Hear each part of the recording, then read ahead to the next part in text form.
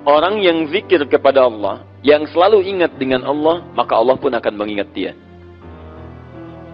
Saya kalau ingat Anda, saya telepon Anda, saya doakan Anda, dan kita berbincang, bukankah Anda akan ingat dengan saya pula?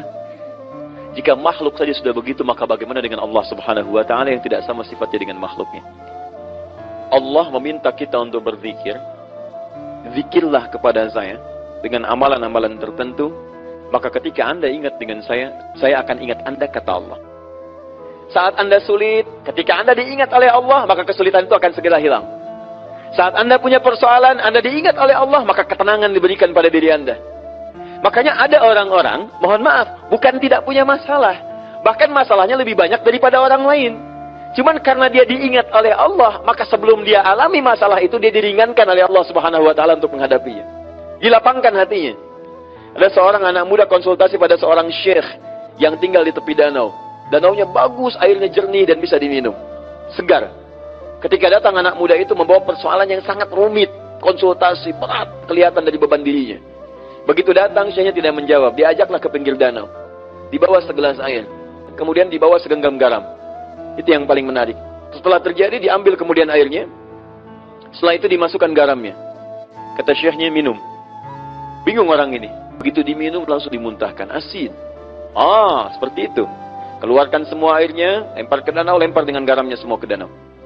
Begitu dilempar, diambil lagi kemudian air menggunakan gelas yang sama. Sekarang minum. Bagaimana rasanya? Segar, tawar. Itulah kondisi hatimu. Masalah sebesar apapun, kalau hatimu itu lapang seluas danau ini, maka kesulitan besar pun akan mengecil. Dan ringan dibawa dalam hidup. Tapi kalau hatimu hanya sesempit gelas ini, maka segala yang terjadi pada dirimu sekalipun hanya sedikit dari garam itu akan terasa asin dalam hidup. Dan tidak akan nyaman terbawa dalam kehidupan. Sedangkan sifat Allah ketika mencintai dan mengingat seorang hamba, maka yang pertama Allah berikan akan melapangkan keadaan dirinya.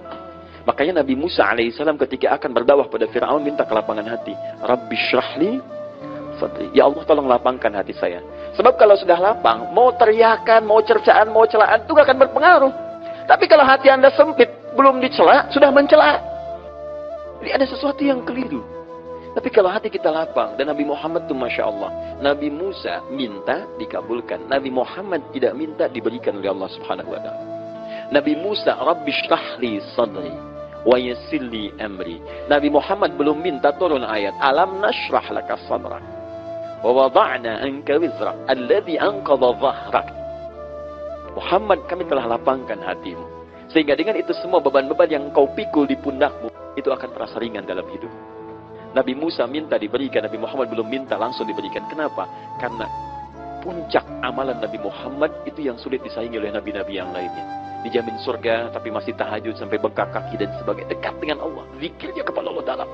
Karena dalamnya itu belum minta, sudah diberikan oleh Allah Subhanahu wa Ta'ala. Kalau hati kita benar zikirnya, maka lapang menjalani persoalan. Makanya kalau Anda dalam setiap hari berzikir, tapi nggak pernah tenang dalam masalah, itu perlu ditanya. Zikirnya betul nggak? Yang nggak dengan Allah. Sebab pasti ada kelapangan itu. Kalau bikin ruwet, belum ada masalah, sudah bikin status. Banyak yang salah. Paham ya? Fungsi zikir itu jangan tinggi-tinggi dulu, yang lain-lain dulu. Puncaknya adalah kenyamanan dalam hati, kelapangan. Jadi tolong dievaluasi ya. Kalau selama ini kita berzikir tidak menghadirkan kelapangan dalam jiwa kita, ada sesuatu yang harus disempurnakan.